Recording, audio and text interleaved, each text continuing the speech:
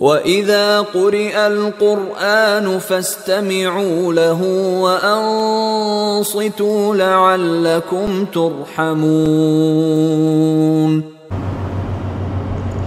أعوذ بالله من الشيطان الرجيم. بسم الله الرحمن الرحيم. قال الملأ الذين استكبروا من قومه لنخرجنك يا شعيب والذين آمنوا معك من قريتنا أو لتعودن في ملتنا. قال أولو كنا كارهين قد افترينا على الله كذبا إن عدنا في ملتكم بعد إذ نجانا الله منها وما يكون لنا أن نعود فيها إلا أن يشاء الله ربنا وسع ربنا كل شيء علما. على الله توكلنا ربنا افتح بيننا وبين قومنا بالحق وأنت خير الفاتحين.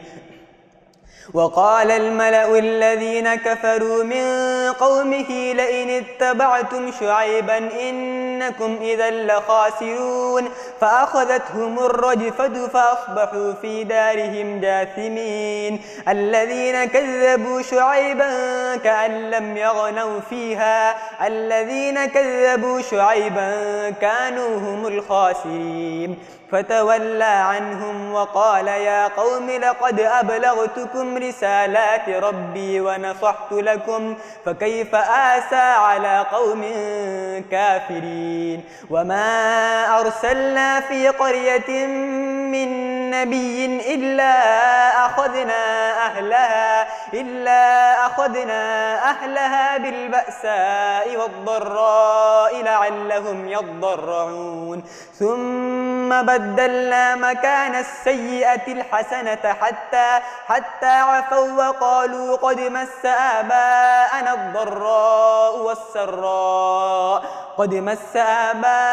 الضراء والسراء فأخذناهم بغتة وهم لا يشعرون. ولو أن أهل القرى آمنوا واتقوا لفتحنا عليهم بركات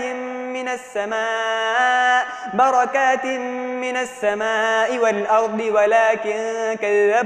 ولكن كذبوا فأخذناهم بما كانوا يكسبون. أفأمن أهل القرى أن يأتيهم بأسنا بياتا وهم نائمون أو أمن أهل القرى أن يأتيهم بأسنا ضحى وهم يلعبون. أفأمنوا مكر الله فلا يأمن مكر الله إلا القوم الخاسرون.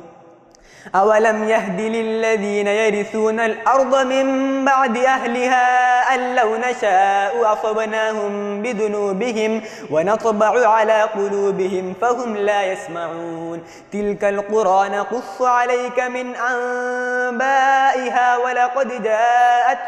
ولقد جاءتهم رسلهم بالبينات فما كانوا ليؤمنوا بما كذبوا من قبل كذلك يطبع الله على قلوب الكافرين. وما وجدنا لأكثرهم من عهد وإن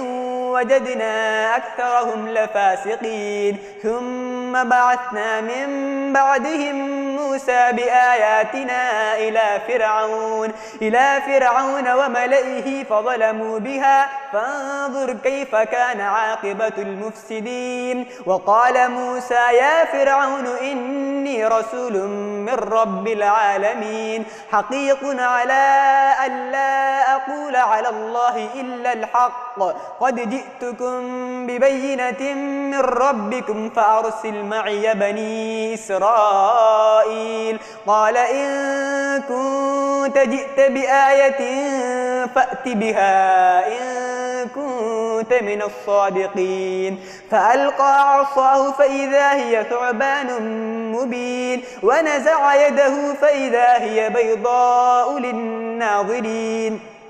قال الملأ من قوم فرعون إن هذا لساحر عليم يريد أن يخرجكم من أرضكم فماذا تأمرون قالوا أرجه وأخاه وأرسل في المدائن حاشرين يأتوك بكل ساحر عليم وجاء السحرة فرعون قالوا إن لنا لأجرا إن كنا نحن الغالبين قال نعم وإنكم لمن المقربين قالوا يا موسى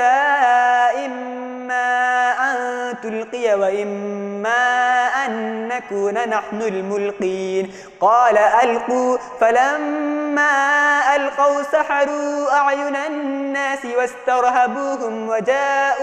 وجاءوا بسحر عظيم وأوحينا إلى موسى أن ألق عصاك فإذا هي تلقف ما يأفكون فوقع الحق وبطل ما كانوا يعملون فغلبوا هنالك وانقلبوا صاغرين وألقي السحرة ساجدين قالوا آمنا برب العالمين رب موسى وهارون قال فرعون آمنتم به قبل أن آذن لكم إن هذا لمكر مكرتموه في المدينة لتخرجوا منها أهلها فسوف تعلمون لأقطعن أيديكم وأرجلكم من خلاف ثم لأصلبنكم أجمعين قالوا إنا إلى ربنا منقلبون وما تنقم منا إلا أن آمنا بآيات ربنا لما جاءتنا ربنا أفرغ علينا صبرا وتوفنا مسلمين وقال الملأ من قوم فرعون أتذر موسى وقومه ليفسدوا في الأرض ويذرك وآلهتك قال سنقتل أبناءهم ونستحيي نساءهم وإنا فوقهم قاهرون قال موسى لقومه استعينوا بالله واصبروا إن الأرض لله يورثها من يشاء من عباده والعاقبة للمتقين قالوا أوذينا من قبل أن تأتينا ومن بعد ما جئتنا قال عسى ربكم أن يهلك عدوكم ويستخلفكم في الأرض فينظر كيف تعملون ولقد أخذنا آل فرعون بالسنين ونقص من الثمرات لعلهم يذكرون فإذا جاءتهم الحسنة قالوا لنا هذه وإن تصبهم سيئة يطيروا بموسى ومن معه ألا إنما طائرهم عند الله ولكن أكثرهم لا يعلمون وقالوا مهما تأتنا به من آية لتسحرنا بها فما نحن لك بمؤمنين فأرسلنا عليهم الطوفان والجراد والقمل والضفادع والدم آيات مفصلات فاستكبروا وكانوا قوما مجرمين ولما وقع عليهم الرجز قالوا يا موسى ادع لنا ربك بما عهد عندك لئن كشفت عنا الرجز لنؤمنن لك ولنرسلن معك بني إسرائيل فلما كشفنا عنهم الرجز إلى أجل هم بالغوه إذا هم ينكثون فانتقمنا منهم فأغرقناهم في اليم بأنهم كذبوا بآياتنا وكانوا عنها غافلين وأورثنا القوم الذين كانوا يستضعفون مشارق الأرض ومغاربها التي باركنا فيها وتمت كلمة ربك الحسنى على بني إسرائيل بما صبروا ودمرنا ما كان يصنع فرعون وقومه وما كانوا يعرشون وجاوزنا ببني إسرائيل البحر فاتوا على قوم يعكفون على أصنام لهم قالوا يا موسى اجعل لنا إلها كما لهم آلهة قال إنكم قوم تجهلون إن إن هؤلاء متبر ما هم فيه وباطل ما كانوا يعملون قال أغير الله أبغيكم إلها وهو فضلكم على العالمين وإذ أنجيناكم من آل فرعون يسومونكم سوء العذاب يقتلون أبناءكم ويستحيون نساءكم وفي ذلكم بلاء من ربكم عظيم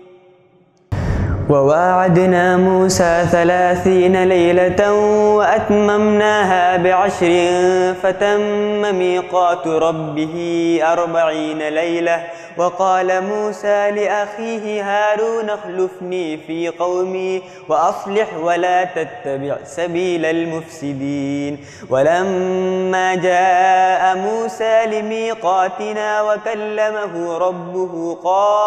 قال رب أرني أنظر إليك قال لن تراني ولكن انظر إلى الجبل فإن استقر مكانه فسوف تراني فلما تجلى ربه للجبل جعله دكا وخر موسى صعقا فلما أفاق قال سبحانك تبت إليك وأنا أول المؤمنين قال يا موسى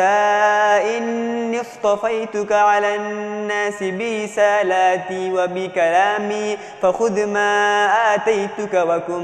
من الشاكرين وكتبنا له في الألواح من كل شيء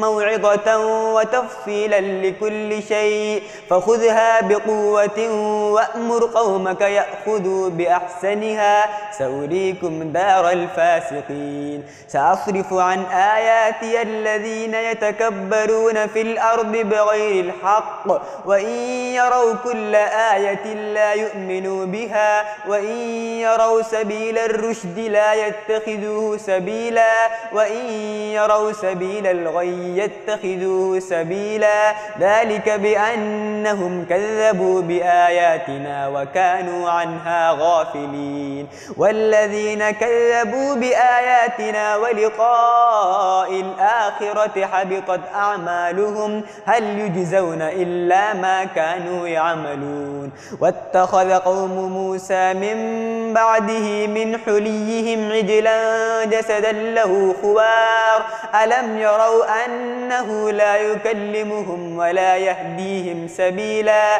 اتخذوه وكانوا ظالمين ولما سقط في أيديهم ورأوا أنهم قد ضلوا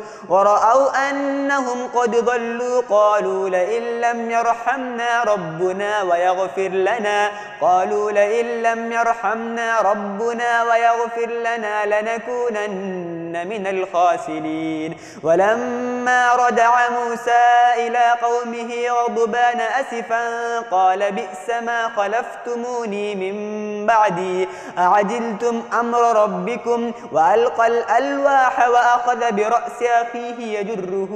إليه قال ابن أم إن القوم استضعفوني وكادوا يقتلونني فلا تشمت بي الأعداء ولا تجعلني مع القوم الظالمين قال رب اغفر لي ولأخي وادخلنا في رحمتك وأنت أرحم الراحمين إن الذين اتخذوا العجل سينالهم غضب من ربهم وذلة في الحياة الدنيا وكذلك نجزي المفترين والذين عملوا السيئات ثم تابوا من بعدها وآمنوا إن ربك من بعدها لغفور رحيم ولما سكت عن موسى الغضب أخذ الألواح وفي نسختها هدى ورحمة للذين هم لربهم يرهبون واختار موسى قومه 70 رجلا لميقاتنا فلما فلما أخذتهم الرجفة قال رب لو شئت أهلكتهم من قبل وإياي أتهلكنا بما فعل السفهاء منا إن هي إلا فتنة تضل بها من تشاء وتهدي من تشاء أنت ولينا فاغفر لنا وارحمنا وأنت خير الغافرين واكتب لنا في هذه الدنيا حسنة وفي الآخرة إنا هدنا إليك قال عذابي أصيب به من أشاء ورحمتي وسعت كل شيء فسأكتبها للذين يتقون ويؤتون الزكاة والذين هم بآياتنا يؤمنون الذين يتبعون الرسول النبي الأمي الذي يجدونه مكتوبا عندهم في التوراة والإنجيل يأمرهم بالمعروف وينهاهم عن المنكر ويحل لهم الطيبات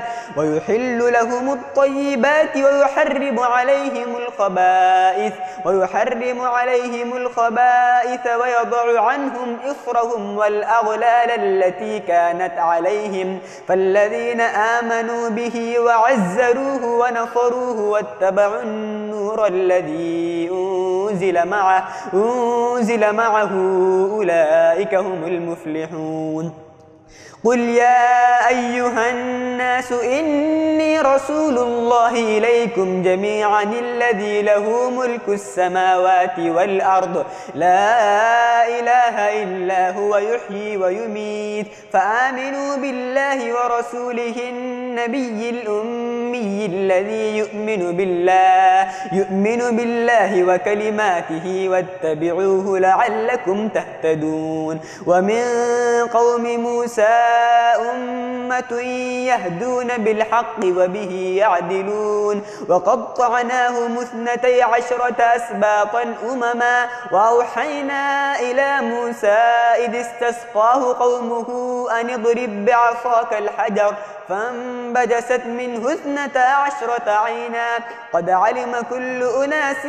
مشربهم وظللنا عليهم الغمام وأنزلنا عليهم المن والسلوى كلوا من طيبات ما رزقناكم وما ظلمونا ولكن كانوا أنفسهم يظلمون وإذ قيل لهم اسكنوا هذه القرية وكلوا منها حيث شئتم وقولوا حطة وادخلوا الباب سجدا نغفر لكم خطيئاتكم سنزيد المحسنين فبدل الذين ظلموا منهم قولا غير الذي قيل لهم فأرسلنا عليهم رجزا من السماء بما كانوا يظلمون واسألهم عن القرية التي كانت حاضرة البحر إذ يعدون في السبت إذ تأتيهم حيتانهم يوم سبتهم شرعا ويوم لا يسبتون لا تأتيهم كذلك نبلوهم بما كانوا يفسقون وإذ قالت أمة منهم لم تعظون قوما الله مهلكهم أو معذبهم عذابا شديدا قالوا معذرة إلى ربكم ولعلهم يتقون فلما نسوا ما ذكروا به أنجينا الذين ينهون عن السوء وأخذنا الذين ظلموا بعذاب بئيس بما كانوا يفسقون فلما عتوا عما نهوا عنه قلنا لهم كونوا قردة خاسئين وإذ تأذن ربك ليبعثن عليهم إلى يوم القيامة من يسومهم سوء العذاب إن ربك لسريع العقاب وإنه لغفور رحيم وقطعناهم في الأرض أمما منهم الصالحون ومنهم دون ذلك وبلوناهم لهم وبلوناهم بالحسنات والسيئات لعلهم يرجعون فخلف من بعدهم خلف ورثوا الكتاب يأخذون عرض هذا الأدنى ويقولون سيغفر لنا وإن يأتهم عرض مثله يأخذوه ألم يؤخذ عليهم ميثاق الكتاب ألا يقولوا على الله إلا الحق ودرسوا ما فيه والدار الآخرة خير للذين يتقون أفلا تعقلون والذين يمسكون بالكتاب وأقاموا الصلاة إنا لا نضيع أجر المصلحين وإذ نتقنا الجبل فوقهم كأنه ظلة وظنوا أنه واقع بهم خذوا ما آتيناكم بقوة واذكروا ما فيه لعلكم تتقون وإذ أخذ ربك من بني آدم من ظهورهم ذريتهم وأشهدهم على أنفسهم ألست بربكم قالوا بلى شهدنا أن تقولوا يوم القيامة إنا كنا عن هذا غافلين أو تقولوا إنما أشرك آباؤنا من قبل وكنا ذرية من بعدهم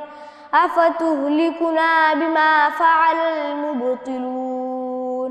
وكذلك نفصل الآيات ولعلهم يرجعون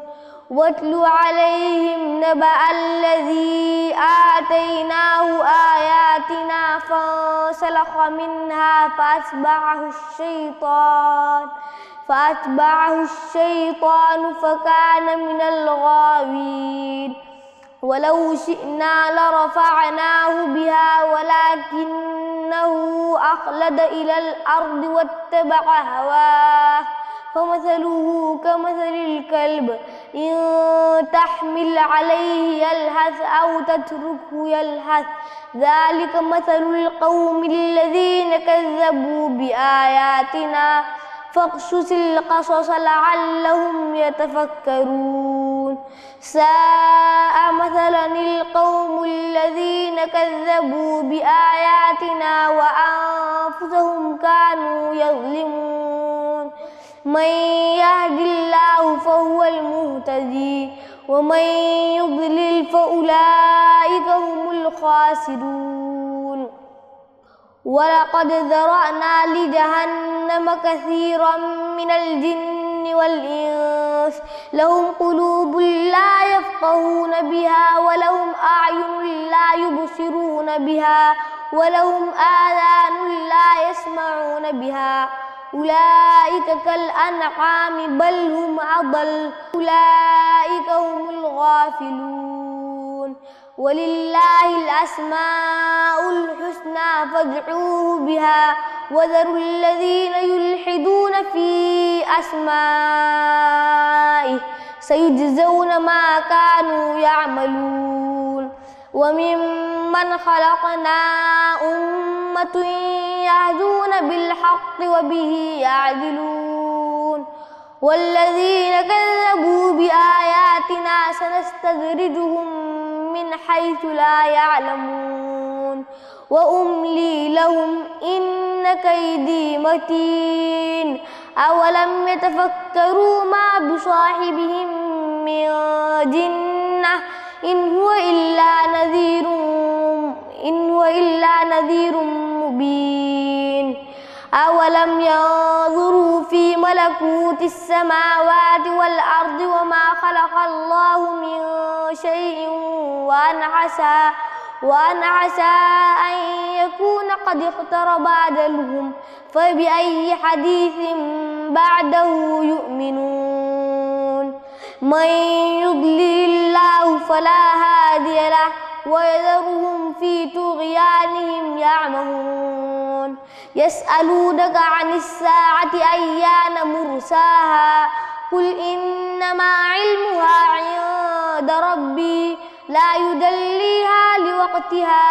إلا هو ثقلت في السماوات والأرض لا تأتيكم إلا بغتة يسألونك كأنك حفي عنها قل إنما علمها عند الله ولكن أكثر الناس لا يعلمون قل لا أملك لنفسي نفعا ولا ضرا إلا ما شاء الله ولو كنت أعلم الغيب لاستكثرت من الخير وما مسني السوء إن أنا إلا نذير وبشير لقوم يؤمنون هو الذي خلقكم من نفس واحدة وجعل منها زوجها ليسكن إليها فلما تغشاها حملت حملا خفيفا فمرت به فلما أثقلت دعوا الله ربهما لئن آتيتنا صالحا لنكونن من الشاكرين فلما آتاهما صالحا جعلا له شركاء فيما آتاهما فتعالى الله عما يشركون أيشركون ما لا يخلق شيئا وهم يخلقون ولا يستطيعون لهم نصرا ولا أنفسهم ينصرون وإن تدعوهم إلى الهدى لا يتبعوكم سواء عليكم أدعوتموهم أم أنتم صامتون إن الذين تدعون من دون الله عباد أمثالكم فادعوهم فليستجيبوا لكم إن كنتم صادقين ألهم أرجل يمشون بها أم لهم أيدي يبطشون بها أم لهم أعين يبصرون بها أم لهم آذان يسمعون بها قل ادعوا شركاءكم ثم كيدون فلا تنظرون إن ولي الله الذي نزل الكتاب وهو يتولى الصالحين والذين تدعون من دونه لا يستطيعون نصركم ولا أنفسهم ينصرون وإن تدعوهم إلى الهدى لا يسمعوا وتراهم ينظرون إليك وهم لا يبصرون خذ العفو وأمر بالعرف وأعرض عن الجاهلين وإما ينزغنك من الشيطان نزغ فاستعذ بالله إنه سميع عليم إن الذين اتقوا إذا مسهم طائف من الشيطان تذكروا فإذا هم مبصرون وإخوانهم يمدونهم في الغي ثم لا يقصرون وإذا لم تأتيهم بآية قالوا لولا اجتبيتها قل إنما أتبع ما يوحى إلي من ربي هذا بصائر من ربكم وهدى ورحمة لقوم يؤمنون وإذا قرئ القرآن فاستمعوا له وأنصتوا لعلكم ترحمون واذكر ربك في نفسك تضرعا وخيفة ودون الجهر من القول بالغدو والآصال ولا تكن من الغافلين إن الذين عند ربك لا يستكبرون عن عبادته ويسبحونه وله يسجدون بسم الله الرحمن الرحيم يسألونك عن الأنفال قل الأنفال لله والرسول فاتقوا الله وأصلحوا ذات بينكم وأطيعوا الله ورسوله إن كنتم مؤمنين إنما المؤمنون الذين إذا ذكر الله وجلت قلوبهم وإذا تليت عليهم آياته زادتهم إيمانا وعلى ربهم يتوكلون الذين يقيمون الصلاة ومما رزقناهم ينفقون أولئك هم المؤمنون حقا لهم درجات عند ربهم ومغفرة ورزق كريم كما أخرجك ربك من بيتك بالحق وإن فريقا من المؤمنين لكارهون يجادلونك في الحق بعدما تبين كأنما يساقون إلى الموت وهم ينظرون وإذ يعدكم الله إحدى الطائفتين أنها لكم وتودون أن غير ذات الشوكة تكون لكم ويريد الله أن يحق الحق بكلماته ويقطع دابر الكافرين ليحق الحق ويبطل الباطل ولو كره المجرمون إذ تستغيثون ربكم فاستجاب لكم أني ممدكم ب1000 من الملائكة مردفين وما جعله الله إلا بشرى ولتطمئن به قلوبكم وما النصر إلا من عند الله إن الله عزيز حكيم إذ يغشيكم النعاس أمنة منه وينزل عليكم من السماء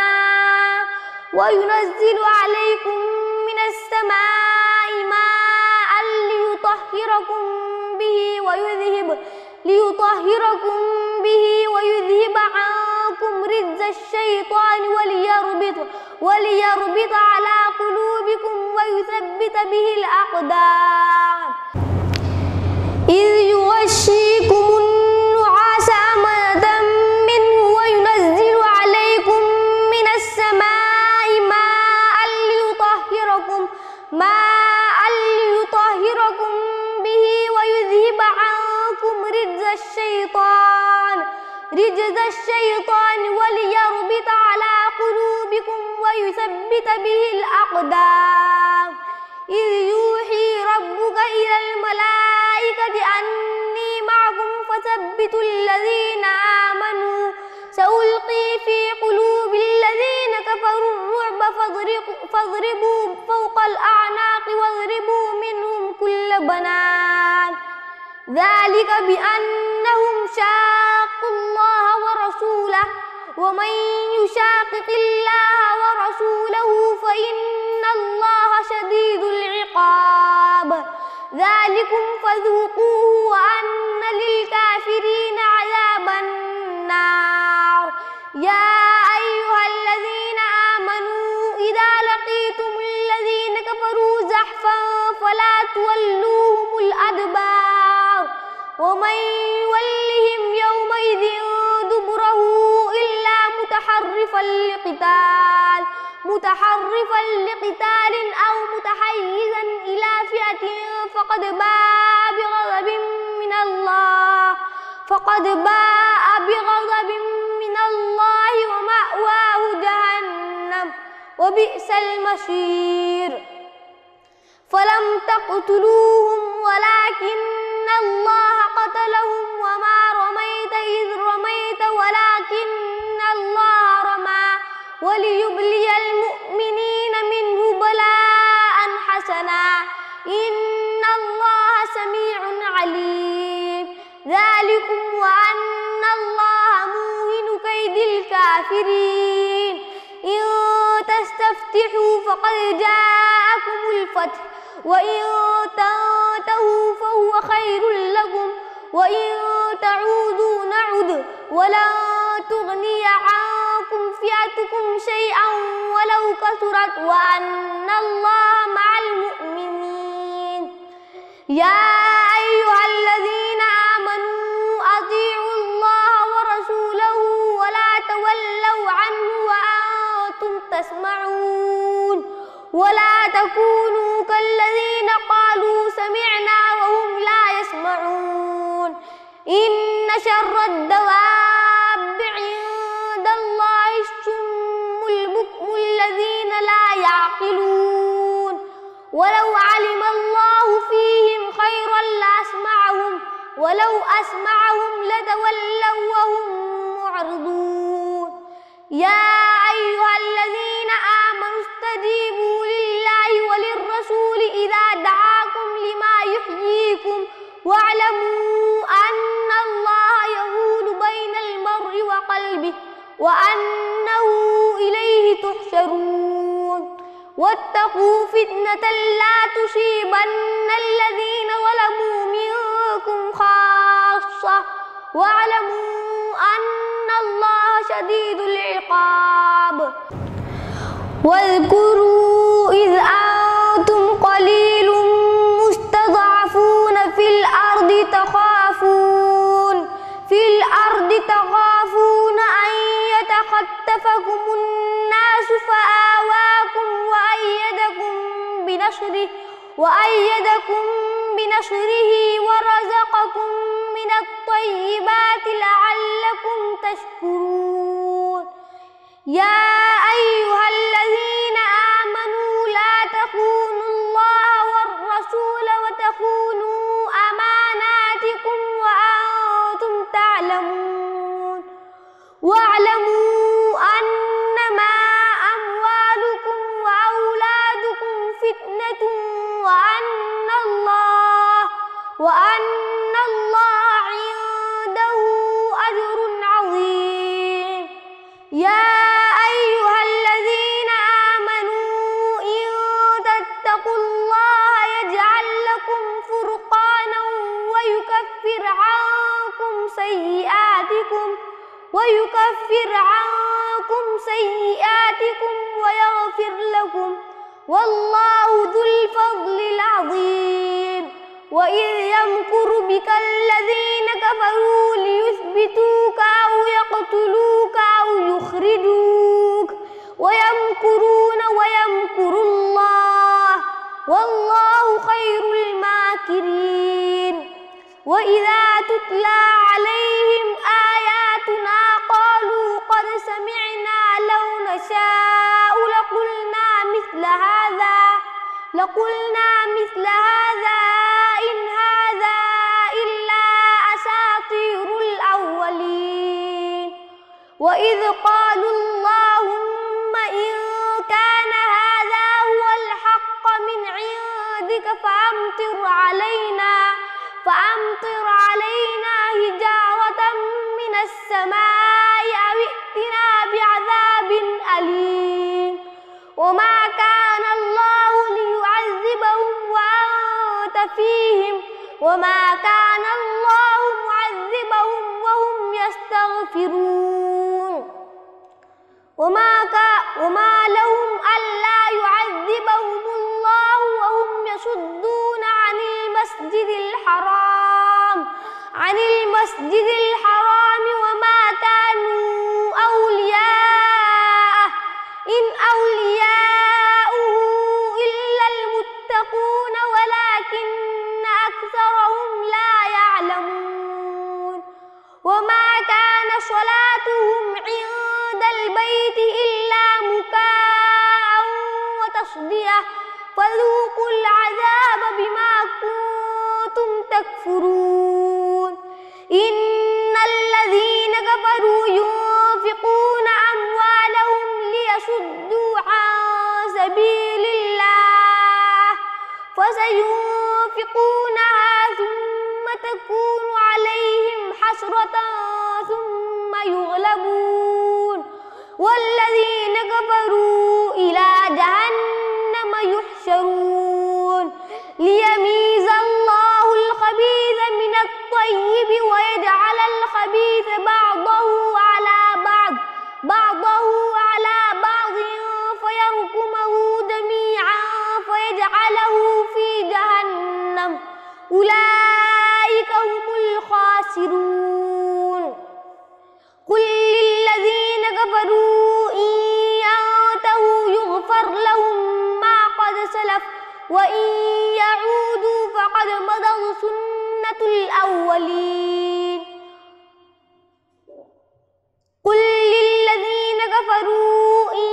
ينتهوا يغفر لهم ما قد سلف وإن يعودوا فقد مضت سنة الأولين